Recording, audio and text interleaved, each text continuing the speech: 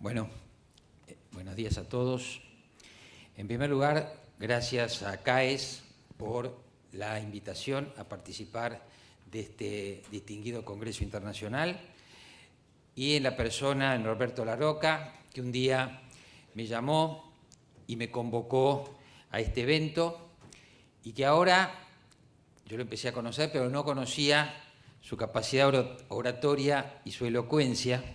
Así que ahora me toca a mí el desafío de hablar con ustedes y poder seguir o acercarme a esa claridad expositiva y a ese planteo, yo diría, entre racional y pasional que Larroca acaba de expresar y exponer.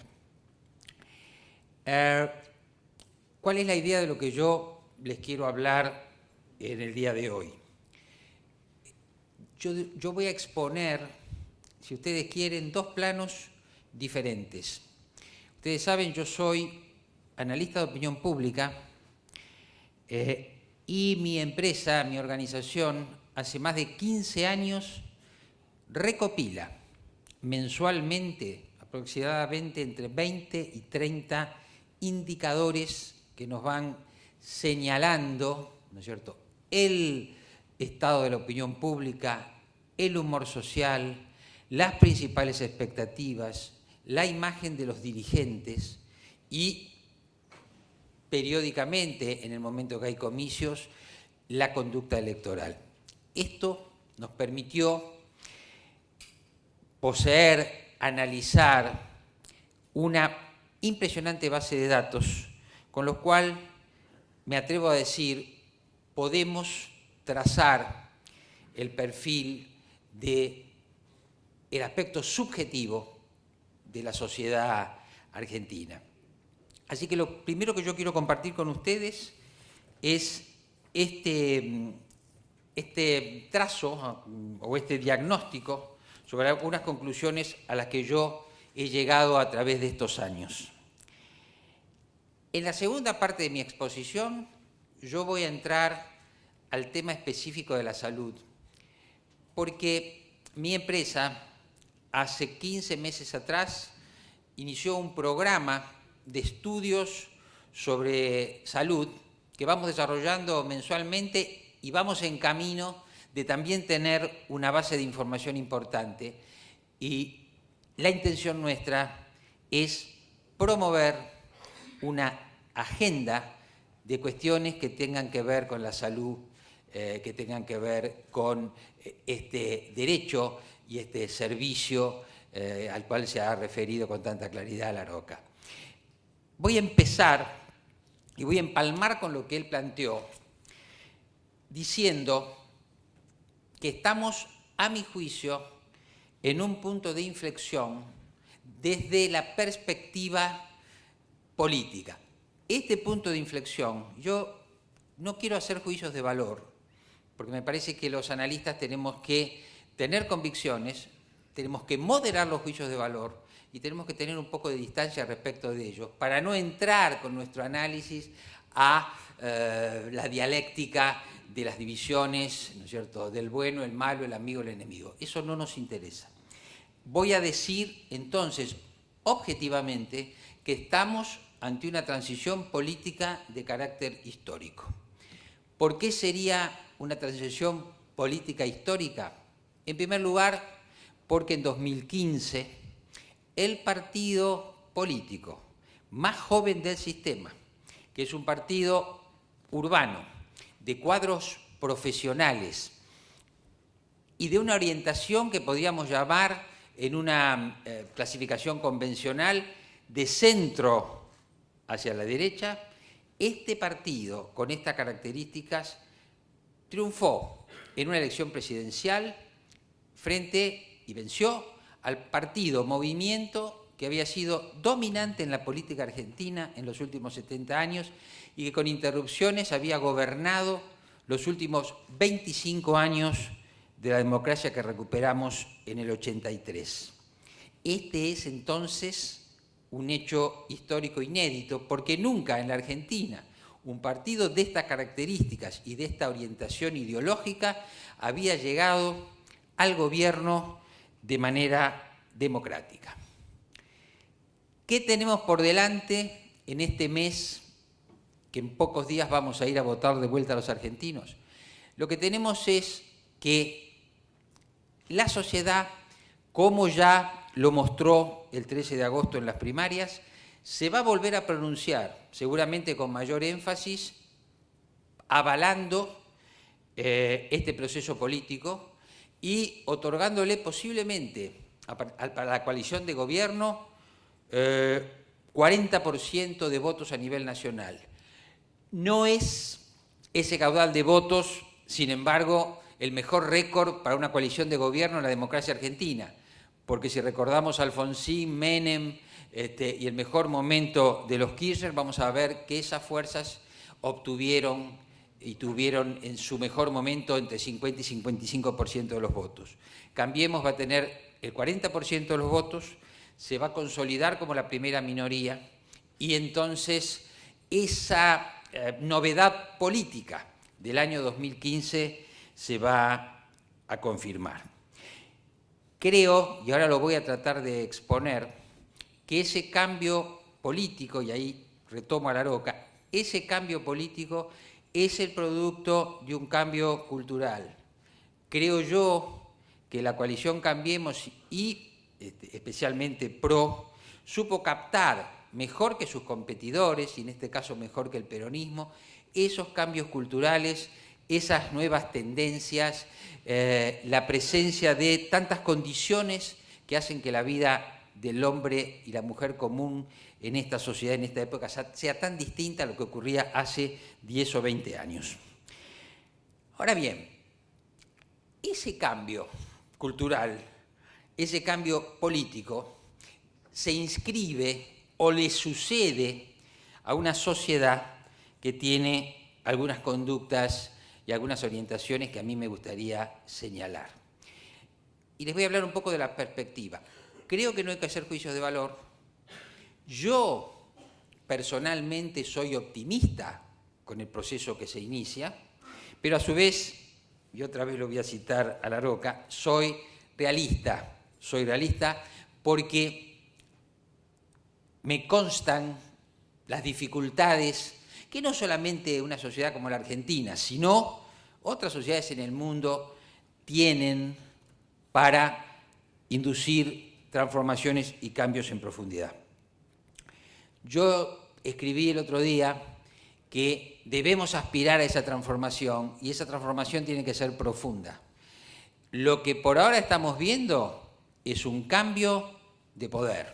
Pero como decía el sociólogo Vilfredo Pareto, suele suceder en las sociedades que circulan las élites, cambia el mando, pero ese cambio de mando consiste en que un grupo de poder reemplaza a otro grupo de poder.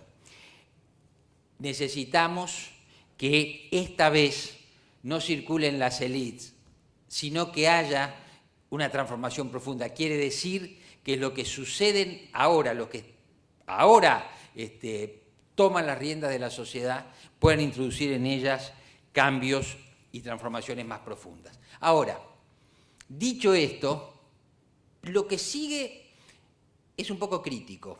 ¿Qué quiero decir? Tenemos que poner, ¿no es cierto?, el dedo en la llaga. No tenemos que conformarnos con una visión idealista o edulcorada de nuestra sociedad. Yo voy a empezar señalando algunas características de la sociedad argentina que surgen de mis investigaciones. Esta es una sociedad, en primer lugar, que tiene altas expectativas de bienestar,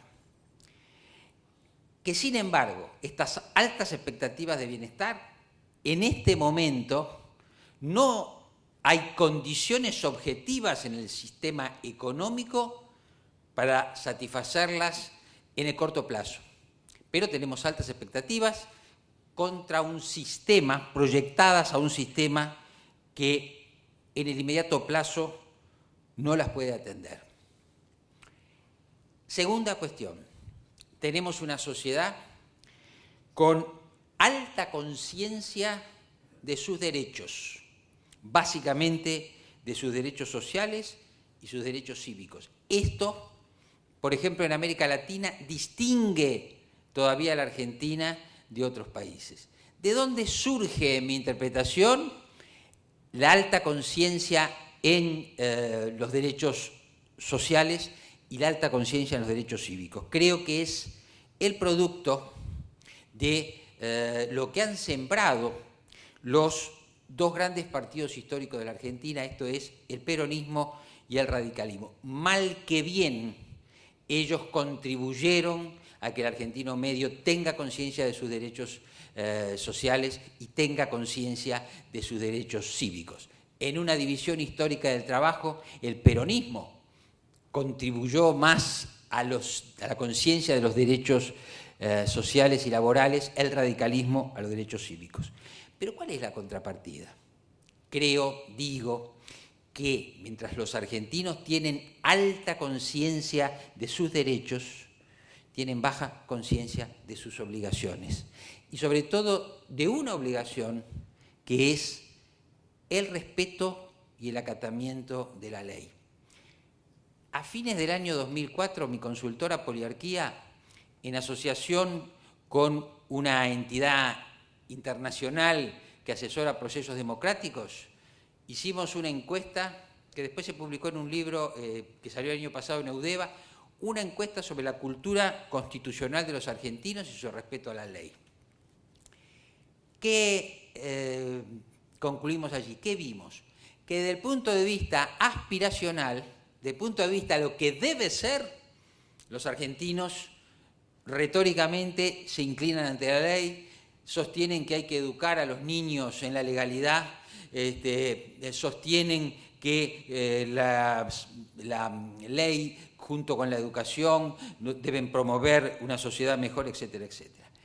Pero cuando uno pregunta e indaga cómo se relacionan ellos con la ley, o sea, cómo los argentinos nos relacionamos con la ley, se encuentra, ¿no es cierto?, otra vez una disociación entre el deber ser y el ser. Les voy a dar un solo dato que es muy ilustrativa de esta decisión.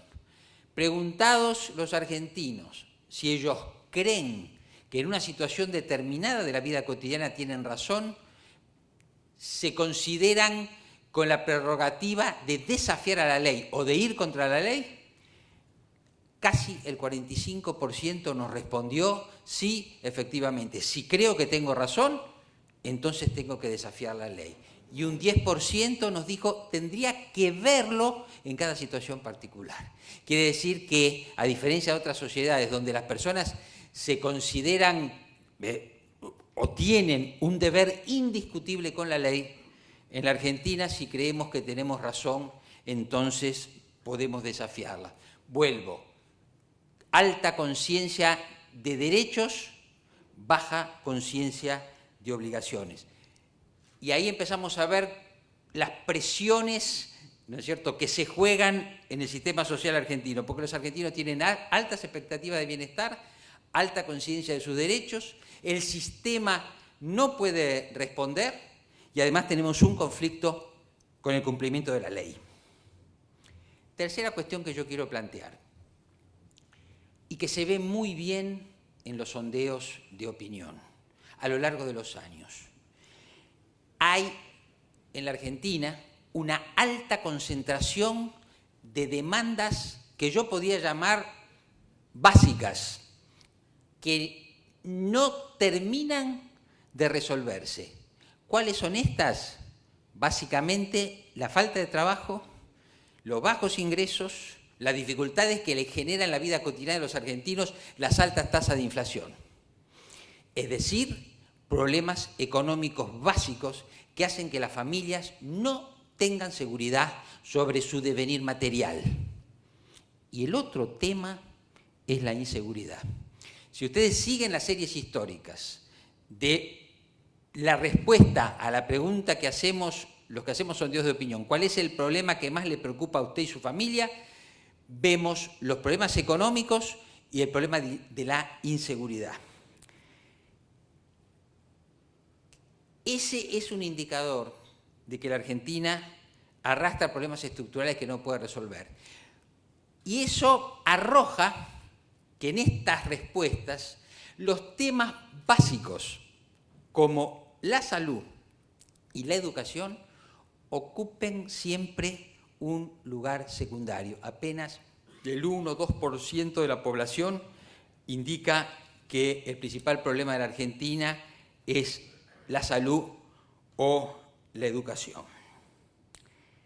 Siguiente cuestión que les quiero plantear. Ambivalencia de los argentinos respecto de la corrupción. ¿Es sistemático este comportamiento?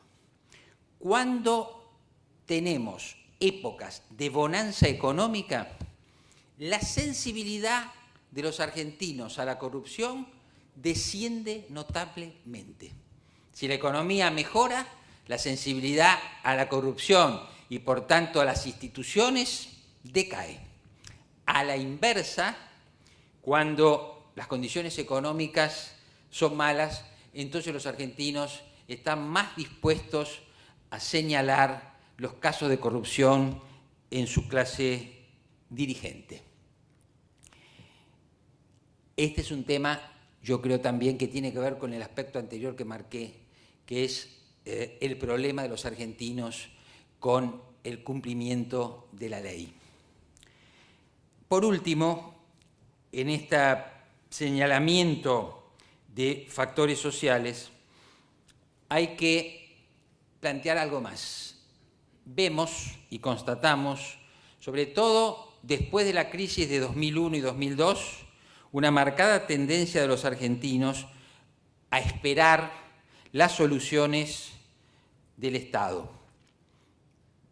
Cuando uno pregunta sobre la responsabilidad de la solución de los problemas, cuando uno pregunta sobre las orientaciones básicas, lo que encuentra es que los argentinos se inclinan a darle un alto protagonismo al Estado. Ese alto protagonismo al Estado tiene la contraposición de la desconfianza en el sector privado. Desconfianza que en la primera larga década de los años 2000 el gobierno se ocupó de reforzar. Entonces, voy a repasar esto, ¿cierto? Altas expectativas de bienestar, un sistema que no las puede responder, conciencia de los derechos, pero no de las obligaciones, demandas elementales y no demandas estructurales, ambivalencia frente a la corrupción y una orientación hacia el Estado. Estas tendencias sociológicas tienen o suceden en el marco de un sistema económico con déficits estructurales. Cuando yo sostengo que hay demanda de bienestar que el sistema no puede responder, vemos, abrimos, analizamos ese sistema económico y nos encontramos bajo nivel de crecimiento secular, bajo nivel de crecimiento a lo largo del tiempo y volatilidad en las conductas y en los índices. La Argentina en promedio crece en torno al 3%. Pero como hemos visto en la última década, podemos crecer a tasas chinas para después decaer en una recesión. La Argentina de 2010 a 2011, después de una recesión, empezó a crecer otra vez al 7-8% para tener después 4 años sucesivos de recesión y de estancamiento. Además del bajo nivel de crecimiento secular, tenemos poca diversificación productiva, baja productividad y baja competitividad e insuficiencia de financiamiento. Hablaba Laroca del financiamiento del sector salud. Yo voy a hacer solamente una referencia al financiamiento de la economía argentina. La Argentina acaba de perder en los años 2003, 2004, 2005 una enorme oportunidad. Cuando se acuerdan ustedes, se hablaba del viento de cola y estábamos en pleno boom de las exportaciones de productos primarios, concretamente de la soja. Argentina salía de una crisis, había alcanzado superávit en la balanza de pagos y en la balanza comercial. Pablo Gershunov, un historiador de la economía que yo respeto mucho, escribió en ese momento un paper diciendo, para un hombre de mi generación, que abunden los dólares en lugar de faltar es una revolución en la cabeza, porque lo que estaba diciendo es, pareciera que la Argentina se encamina a superar el problema del déficit o lo que se llama el estrangulamiento externo por falta de dólares. Pues habrá que decirle al amigo Gershunov que ya volvimos a las condiciones estructurales. Entonces la Argentina se ha buscado financiar y se ha financiado en sus distintos momentos de manera espuria. Se ha financiado con inflación, se ha financiado con emisión o se ha financiado con crédito externo. Sabemos cuál es la situación actual. El gobierno del presidente Macri, frente al nivel de expectativas de la sociedad y ante la necesidad de reforzar su récord o su caudal electoral, ha optado por no bajar el gasto público, sino al contrario, dejar que aumente, y ha optado por la financiación externa. Pero sabemos que esa financiación externa tiene un plazo de vencimiento que se estima en 2 o 3 años si las condiciones político-económicas internacionales fueran normales, de modo que tenemos por delante resolver estos problemas estructurales con poco tiempo y con una sociedad que tal vez tenga una disposición al sacrificio, pero sí pone en juego esa disposición, decir que es una novedad también histórica. Y queda decir un párrafo sobre la estructura social argentina. Creo que esta tarde viene Salvia, ¿no es cierto? Bueno, yo voy a hacer solamente un anuncio, que ya lo sabemos. Esta es una sociedad con profundos problemas de desigualdad, profundos problemas de equidad y pobreza estructural. No nos cansemos de decirlo, 1 de cada 3 argentinos es pobre. Esta es una sociedad inequitativa. Van a ver ustedes en la segunda parte de mi exposición cómo esa falta de equidad o inequidad se proyecta sobre el sistema de salud. Pero este es el problema de base que tenemos que resolver. Y hay entonces reformas pendientes, reforma fiscal, reforma tributaria, laboral, educativa, sanitaria, que se van a discutir en los próximos meses y que de alguna manera nos van a mostrar la capacidad o no de los dirigentes argentinos para fomentar el progreso y no fomentar la división. Hay un dato que es importante. Ninguna fuerza política sale de las elecciones del 22 de octubre con la capacidad de formar una mayoría. Esta dificultad de formar una mayoría le da al Congreso un especial protagonismo, porque los líderes de las bancadas se van a tener que poner de acuerdo y van a tener que negociar para que se pueda legislar y se pueda administrar la Argentina. Ya en 2016 tuvimos digamos así, un ejemplo de la posibilidad de acordar leyes, y yo creo que 2018 nos va a volver a mostrar esto. Hay condiciones para que eso ocurra. Ahora, ¿cómo llega Cambiemos al poder? ¿Cómo sostiene su popularidad y cómo gana y va a ganar las elecciones del 22 de octubre? Por una característica que los analistas de opinión venimos viendo desde 2015, que es una discrepancia entre la evaluación actual del país y las expectativas respecto a lo que la gente espera de acá a un año. No voy a abundar en cifras, pero les diría esto. Cuando uno pregunta cómo está el país hoy, un poco más del 20% dice el país está bien. El resto, el 80%, dice o el país está regular o el país está mal. Cuando uno pregunta cómo cree que va a estar el país de acá a un año, entonces más del 50% dice el país va a estar mejor. Entonces, en esa discrepancia, en esa expectativa de futuro, se asienta el motivo, la voluntad de los argentinos de apoyar al actual gobierno. Mientras que esas expectativas se mantengan, creo que el gobierno va a tener buena fortuna. Pero hay una cosa importante.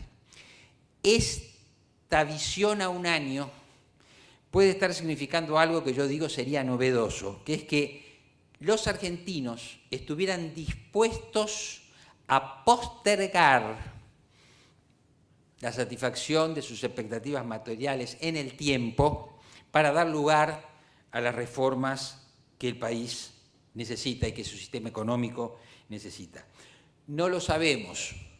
Cuando los politólogos analizan las razones de votos, hay dos grandes esferas. Uno es el voto económico, que es el predominante y que es el que nos resulta más fácil entender. Yo voto a un gobierno o voto a un partido. Juzgo su desempeño en el curso del lapso hasta la siguiente elección. Si materialmente me fue bien, lo vuelvo a votar. Si me fue mal, entonces voto a la oposición. Eso no es lo que ocurrió en la PASO ni lo que va a ocurrir el 22 de octubre. Es cierto que hay brotes verdes, pero más cierto es que la gente está proyectando una expectativa de mejora y esa expectativa de mejora es una de las claves no del voto económico, sino del voto político. El otro componente que refuerza esta intención de mejora hacia el futuro es lo que expresan muchos argentinos, que es el deseo de no volver para atrás, de no volver al estilo anterior de la Argentina. La gente, como yo digo, lo que está haciendo, mucha gente lo que está haciendo es bancar a este gobierno. Ahora, cuando decimos bancar, ya sabemos de qué se trata. Es un contrato de simpatía que, sin embargo, espera una contraprestación. El gobierno tiene un tiempo para financiarse, el gobierno tiene un tiempo para responder las expectativas de esta población que en lugar de juzgarlo, ha decidido, o juzgarlo negativamente, ha decidido bancarlo. No significa esto, sin embargo, un cheque en blanco. No significa un cheque en blanco. La mayoría de los argentinos dice, este gobierno sabe cómo resolver los problemas, pero necesita tiempo. No es un cheque en blanco, es sencillamente un esperar con la esperanza de que la situación mejore en los próximos 12 meses. Ahora, algo que nos suelen preguntar normalmente cuando hacemos estas exposiciones, ¿y qué cree que va a pasar en los próximos meses? Mi sensación es que el presidente Macri y su gobierno están frente a algunos dilemas que uno puede considerar también normales en la democracia. Los resultados del 13 de agosto y los que va a tener el gobierno el 22 de octubre le habilitan una posibilidad que hasta hace unos meses atrás era impensable. ¿Cuál es esa posibilidad? La consolidación de su poder político y entonces, eventualmente, la reelección presidencial para 2019. Y me parece que ahí se instala el dilema. Lo voy a imaginar en la conciencia del presidente. El presidente sabe que las condiciones de la economía argentina, que la expansión y explosión del gasto público, que la falta de eficiencia, de productividad y de competitividad requiere reformas y requiere sacrificios. Algunas reformas se están haciendo y la gente las ha asimilado, pero habría que hacer más reformas y habría que generar más sacrificios o pedir más sacrificios. Pero en política democrática hay una contradicción entre el sacrificio material y la obtención, en este caso, de una reelección. Yo suelo decir en mis notas periodísticas y en mis conferencias El presidente Macri no quiere ser populista, pero quiere ser popular. ¿Cuál es la diferencia entre ser populista y ser popular? Yo les diría, hay que optar, o el gobierno va a optar, por un camino intermedio. Yo sostengo que nadie espere un ajuste severo. En tal caso, habrá o un ajuste suave o un gradualismo intensificado, donde el gobierno va a ir regulando muy bien la respuesta de la sociedad. Sabe el presidente y sabe su equipo que dispone o va a disponer a partir del 1 de noviembre, yo les diría, de aproximadamente 16 meses, que van entre noviembre de 2017 y marzo-abril de 2019, para profundizar esta reforma. Pero para 2019, para el primer trimestre, tienen que estar dadas las condiciones para que el presidente pueda aspirar a su reelección. Me parece que ese es el panorama que viene por delante. Ahora, ¿qué estamos viendo? Estamos viendo que hay en el sistema político un movimiento, ¿no es cierto?, una tendencia a buscar acuerdos. ¿Esto por qué? Porque el gobierno no tiene la fuerza suficiente y porque el peronismo, que va a seguir siendo la principal oposición, tiene por delante su proceso sucesorio. Y como me dicen y dicen los jóvenes peronistas que tienen cargos legislativos, nosotros queremos hacer una oposición de Estado, no queremos hacer una oposición beligerante. Hacer oposición de Estado para el peronismo sobreviviente es una forma de diferenciarse del estilo beligerante del gobierno anterior. Esta es mi conclusión sobre la política y la sociedad. Ahora viene mi segunda parte, vincular este contexto con el motivo que los convoca a ustedes, que es la salud. En primer lugar, yo no soy un especialista en el tema, pero me produce mucho interés y he aprendido mucho en estos últimos 15 o 16 meses, el día que, en conversación con un médico que yo admiro, que es el doctor Daniel Leu, que lo conocía yo de tiempo atrás, compartimos las inquietudes, el interés por esta área y nos pusimos en marcha para generar en Poliarquía un área de estudios de salud. Nos asociamos con otra consultora, ProSanity, e iniciamos un programa que le llamamos Programa de Estudios sobre Salud, que hacemos todos los meses una encuesta de 1.500 casos a nivel nacional en 40 ciudades y planteamos distintas cuestiones. ¿En qué consiste nuestro programa? Por un lado, en analizar conductas, creencias, factores de riesgo. Hemos hecho investigaciones sobre estrés, hemos hecho investigaciones sobre alimentación, hemos hecho investigaciones sobre vacunas, algunas tuvieron trascendencia pública.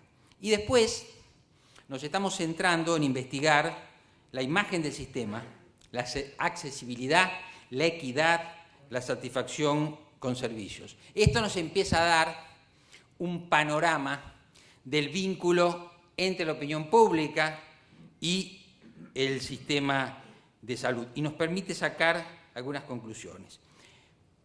Queremos contribuir a generar una agenda y desde el punto metodológico, y yo llamo la atención sobre esto, queremos generar condiciones de investigación para que el sector salud no tenga solo fotografías, sino que tenga una película. Hay una muy buena encuesta que se hizo por última vez en 2013, que es la encuesta nacional de factores de riesgo, que nosotros pensamos y hemos hecho el experimento de que se puede convertir, no en una encuesta compleja que se haga cada 4 o 5 años, sino en una encuesta más sencilla que permita el seguimiento y la toma de decisiones, digamos, en tiempo real. Vean ustedes estos datos. En la encuesta de riesgos, de factores de riesgo de 2013, surgió que el 25% de los argentinos fuma. En nuestra encuesta, hecha hace unos meses, el resultado fue que los fumadores son el 28%.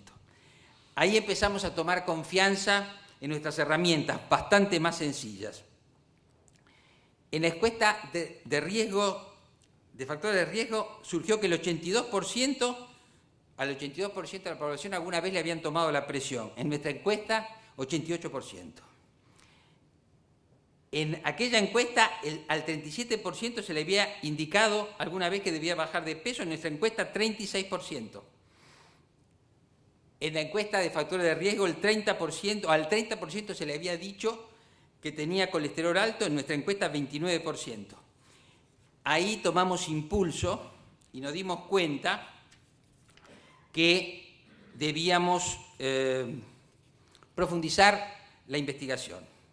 Entonces, lo primero que se nos ocurrió fue hacer un índice de estrés de los argentinos, tomando indicadores que tienen que ver con la capacidad de los individuos para manejar sus problemas cotidianos, los niveles de ansiedad que ellos manifiestan y los hábitos de sueño.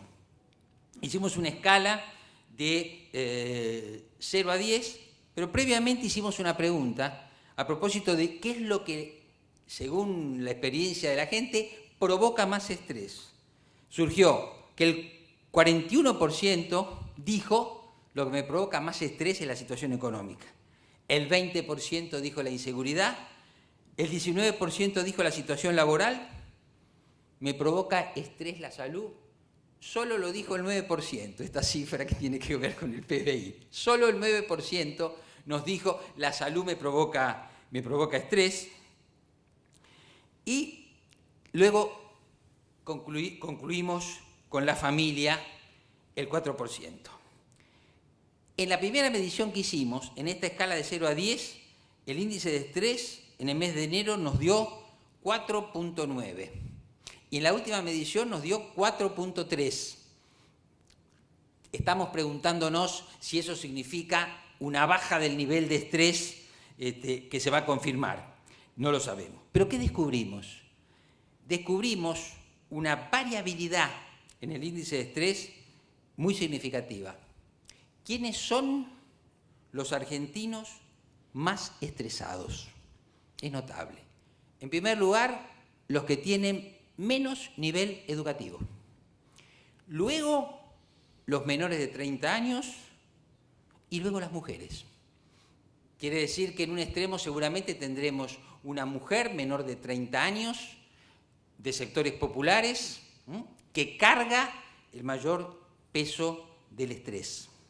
Y esto nos empezó a abrir el camino para constatar cómo hoy los distintos sistemas de cobertura de salud marcan una fractura socioeconómica extremadamente clara y preocupante. ¿Qué quiero decir? Hay 4 mundos. Está el mundo del que se atiende en hospital público, el mundo de las obras sociales y de las prepagas, y luego el PAMI.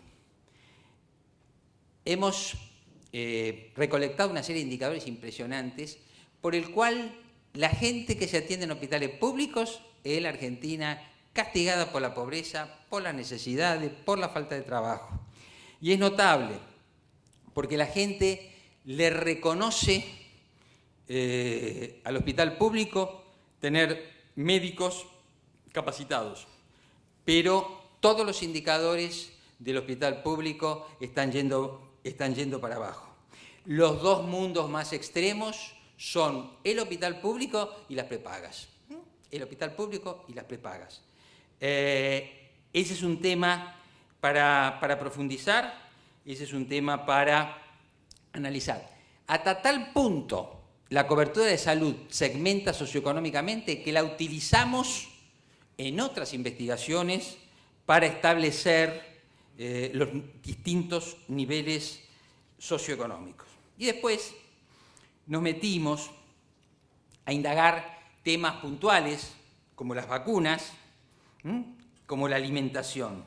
Nos encontramos, yo no los voy a abundar en cifras, el 40% de la población, por ejemplo, no considera el peso corporal para decidir la alimentación. El 54% toma poco o nada en cuenta el colesterol a la hora de elegir alimentos. Alrededor del 50% de la población toma pocos recaudos respecto... Está bien, acá. Gracias. Respecto del alto contenido de sal, de grasas y de nivel de calorías en los alimentos. Y la siguiente conclusión es que existe una satisfacción relativamente alta con los servicios médicos y sobre todo con los profesionales médicos. Y a la vez hay una crítica a las insuficiencias del sistema. Yo les quiero plantear a pie de página una cosa que no dije. Los políticos en la Argentina y en otros lugares, pero en la Argentina, que es un país con un bajo nivel institucional, no van a dar el debate sobre la salud, o el debate sobre la salud no va a formar parte de un debate presidencial o de una campaña intermedia por cargos legislativos, por dos hechos. Porque, como yo les dije, en la escala de preocupaciones los temas estructurales están abajo, y porque mirando los resultados de los estudios de satisfacción uno puede decir, este es un sistema con muchos problemas, donde sin embargo el nivel de satisfacción es alto en promedio. Vean ustedes algunos datos. El 58% de los argentinos considera positiva la resolución del problema de salud que le otorga su cobertura. El 58%. Esto desciende al 43% en hospital público, pero a pesar de todas las deficiencias significa que el 43% de lo que se atiende en hospitales públicos considera satisfactoria la cobertura. Claro que es muy distinto del otro mundo. En las obras sociales la satisfacción es del 70% y en las prepagas del 74%. Pero, otra vez, otro indicador de la relativa satisfacción. El 72% declara estar satisfecho con la última visita hecha al médico. Otra constatación de nuestra investigación que la Aroca dijo al pasar, consumos médicos. El sistema de salud en la Argentina es un sistema muy frecuentado y muy utilizado, sobre todo bajo la cobertura de las obras sociales y de las prepagas. El 67% declara haberse realizado un control de salud durante el último año. El 73% dice haber requerido atención médica en los últimos 12 meses. El 77% tuvo que hacerse estudios y solo el 22% declara haber tenido dificultades para acceder a un médico. Sin embargo, y voy redondeando, descubrimos problemas serios en materia de accesibilidad. Ahora estamos elaborando un índice de accesibilidad. Vean ustedes estos datos. El 27% afirma que su cobertura no le asegura atención integral, esto es ambulatoria, internación, farmacia, atención domiciliaria.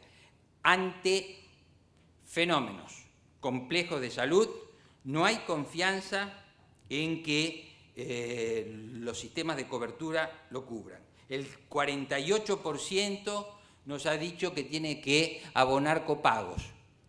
Y este dato no lo tengo acá, pero lo recuerdo. El 65% de los argentinos rechaza la idea de los copagos. Vean ustedes otros problemas de accesibilidad. El 33% tuvo que suspender un diagnóstico o un tratamiento médico por razones económicas. Entre la gente que se atiende en hospitales públicos, esta cifra llega al 50%. Quiere decir, según estos datos, que la mitad de los que se atienden en hospital público tuvieron que suspender su tratamiento por razones económicas. Después tenemos otro factor, que es el retraso o el hecho de que se dan los turnos a lapsos muy largos de tiempo. El 36% dice que tuvo que suspender su tratamiento por estas razones. En el hospital público, 51%. Y ahora termino con esta cuestión que es la imagen de equidad. Es cierto que cuando uno pregunta los problemas en un ranking, salud y educación están abajo. Pero cuando uno encara los problemas de salud y educación y dice, bueno, decimos una de las encuestas, vamos a hablar ahora de salud y educación, entonces nos encontramos con otro panorama. El 52% considera que el sistema de salud argentina necesita muchos cambios y el 37% bastantes cambios. Quiere decir que 9 de cada 10 argentinos expresan la necesidad de transformaciones en un sistema como es el sistema de salud, que sin embargo no está en la agenda prioritaria de los políticos. Y otro dato para tener en cuenta. Solo el 17% cree que en la Argentina la mayoría de la población tiene acceso adecuado al sistema de salud. Para el 56%, solo unos pocos tienen esa posibilidad. Esta imagen de inequidad no es solamente del sistema de salud, se repite en investigaciones sobre la justicia e investigaciones sobre la educación. Concluyo con algunas líneas que nosotros hemos obtenido y sobre las que estamos trabajando respecto al sistema de salud. Evaluación positiva de los profesionales, consideración crítica del sistema. Sobreuso del sistema por segmentos socioeconómicos acomodados, subutilización en sectores sin cobertura. Imagen, como yo les dije, de falta de equidad. Deficiencia en la utilización de servicios, falta de coordinación y estructuración, ausencia de protocolos de atención clínica, carencia de investigaciones epidemiológicas, de opinión y de tendencias socioculturales vinculadas con la salud. No hay investigación sistemática. Falta medir la accesibilidad y la calidad de los distintos subsectores. Poder tener scores de calidad y accesibilidad que permitan tomar el pulso a los distintos sistemas y subsistemas para generar circuitos de mejora continua. Creo que en este proceso de cambio que inicia la Argentina hay que trabajar para construir la agenda del sector salud dentro de lo que es o lo que son las aspiraciones a una mejora social, política y cultural. Bueno, este es el aporte que yo les puedo hacer, les agradezco mucho y espero que haya sido de utilidad. Muchas gracias.